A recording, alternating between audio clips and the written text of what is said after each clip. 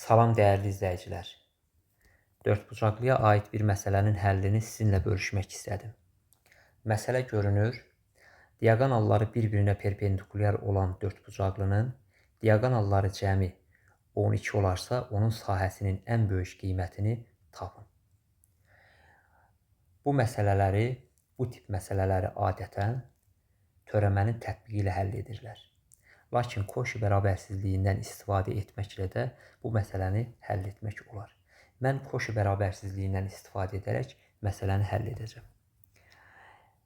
Daha əyani, daha aydın olması üçün dördbucaqlının şəklini çəkmək lazımdır. Fərz edək ki, bizə hər hansı bir dördbucaqlı verilmişdir. A, B, C, D dördbucaqlısı olsun. Bu dördbucaqlının diaqonallarını çəkək. AC diaqonalı, BD diaqonalı. Şərtə görə diaqonallar bir-birinə perpendikulyardır.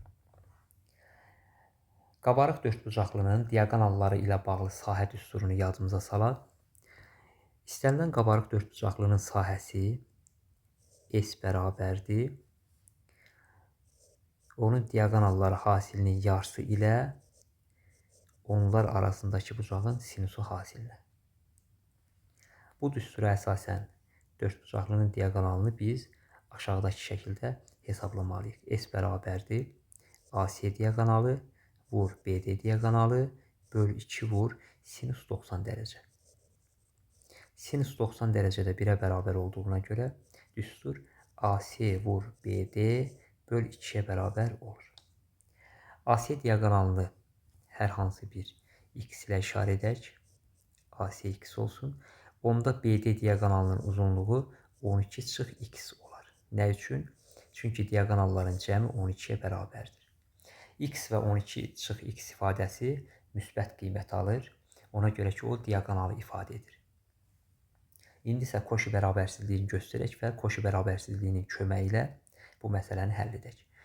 İstənilən mənfi olmayan A və B ədədləri üçün A üstəgəl B böl 2 böyük bərabərdir. Kök altda A vur B ödənilir. Yəni, mənfi olmayan istənilən A və B ədədlərinin ədəd ortası həndəs ortasından kiçik deyil. Bu bərabərsizliyi bir qədər çevirsək, yəni tərəf-tərəfə kvadrata yüksəltsək, alarıq ki, A vur B kiçik bərabərdir.